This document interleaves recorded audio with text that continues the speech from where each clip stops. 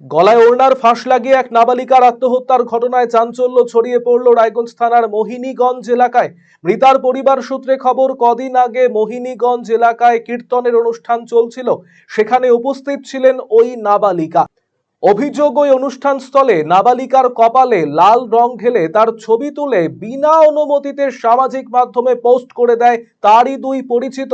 মেয়েটি এর প্রতিবাদ জানায়, কিন্তু তারপরেও ছবি ডিলিট করা হয়নি। এর থেকে অবসাদের জেরে শনিবার বাড়িতেই আত্মঘাতী হয় ওই তরুণী, এমনটাই পরিবার সূত্রে খবর। দেহটি ময়নাতদন্তের জন্য রায়গঞ্জ গভর্নমেন্ট মেডিকেল কলেজ ও হাসপাতালে পাঠানো হয়েছে। এই ঘটনায় রায়গঞ্জ থানায় লিখিত অভিযোগ জানিয়েছেন মৃতার পরিবার।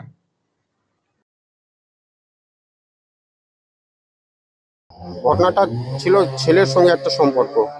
কি নাম ছেলেটা? ছেলেটার নাম হচ্ছে অনিমেষ মাহাতো। না, ছেলেটা কি যে হয়েছিল ঘটনাটা? মনীষ মাহাতো ছিল। ঘটনাটা ঘটলো যে গত পরশুদিন সেইখানে মানে কীর্তন ছিল। কীর্তনে সেই বিসর্জন দিতে গিয়ে আবির খেলা হয়। আবির খেলাতে তার মেয়েটার মাথায় আবির পড়ে যায়। তারপরে একজন তার বন্ধু, ছেলেটার বন্ধু ছবি তুলে তাকে পোস্ট করে ছবি তুলে তাকে, হ্যাঁ, ছেলেটার বন্ধুর নাম হচ্ছে অনিমেষ মাহাতো। আর ছেলেটার আসল যে ক্রাইম, সে হচ্ছে মনীষ কুমার মাহাতো। হ্যাঁ, তার এর বাড়ি হচ্ছে টুঙ্গিডিঘি থেকে 1 কিলোমিটার ভিতরে বাহনগাঁও বলে জায়গা। এটার বাড়ি হচ্ছে মোহনীগঞ্জ। বীর খেলাটা কোথায় হয়েছে? মোহনীগঞ্জ।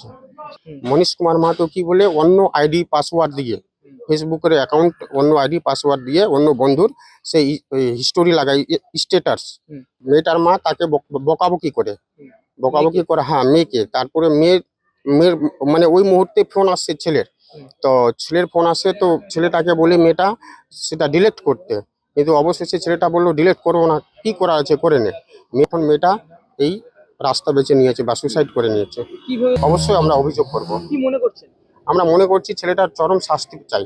বন্ধু সহ, হ্যাঁ, বন্ধু সহ